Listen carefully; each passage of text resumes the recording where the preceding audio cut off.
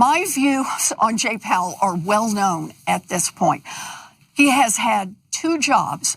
One is to deal with monetary policy. One is to deal with regulation. He has failed at both. Right. Would you advise President Biden to replace him? Look, I don't think he should be chairman of the Federal Reserve. I mean, come on, Chuck Todd, she was clear. She said she wants the man gone. How much clearer does she have to make it? She had enough of him. She said he needs to go. This stems from a lot of things, but mainly Powell's handling of inflation by constantly raising the interest rates. Remember this from 2 weeks ago? If you continue raising interest rates as you plan, unemployment will be 4.6% by the end of the year. It's not an intended consequence. But it is, and it's in your report, and that would be about 2 million people. As black and white is very, just very looking infrequent. at the numbers, it actually is pretty black. Alan Blinder's written a book on this, and there have been 12 times that we've seen a 1 point increase in the unemployment rate in a year. How many times did the economy fail to fall into a recession after doing that? Out of 12 times. I think the number is 0. I think the number is 0. That's exactly right. Senator Warren wasn't having it, but she stuck it to him on that day. And with the recent collapses of Silicon Valley Bank and Signature Bank this month, Powell's job has been under intense scrutiny. Powell, an ex-investment banker, was first appointed by then President Donald J. Trump in 2018 and reappointed by Biden in 2021. Now, President Biden didn't have to do that, but he did. Warren noted that she opposed Powell's nomination in both cases because of his views on regulations and what he was already doing to weaken regulation. And Senator Warren is a very much an expert in this area. She knows what she's talking about. She's certainly not the only expert, but she is one of the strongest experts when it comes to this. And we begged the question, why did President Biden keep the Trump appointee in the first place? Inquiring minds do want to know about that. In a letter to the Federal Deposit Insurance Corporation, Senator Warren urged an investigation into the collapses, citing Powell's lack of oversight. Now, you heard the senator say he had 2 jobs to do. He failing at both.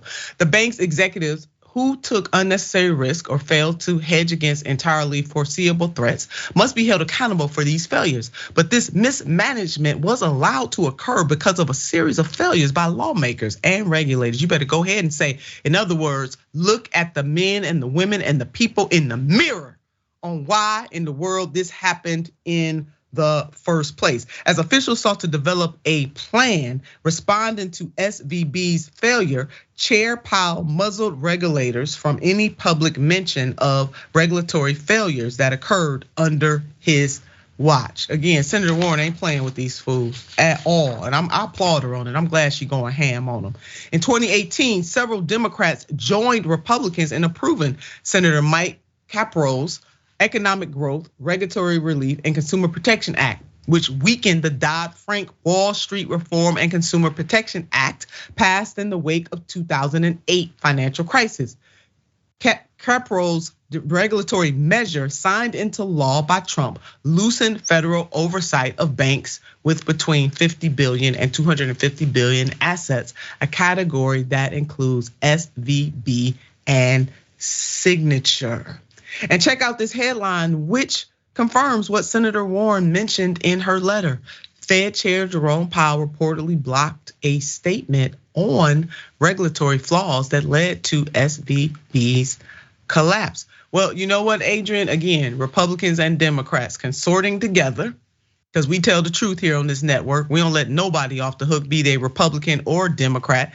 And Republicans and Democrats got together to soften the rules. And then President Donald J. Trump just put some icing on that madness. Yep, there's capitalists on both sides, and they are not looking out for the people, but for the corporations that they find ways to serve, because of course those corporations find ways to put money in their pockets.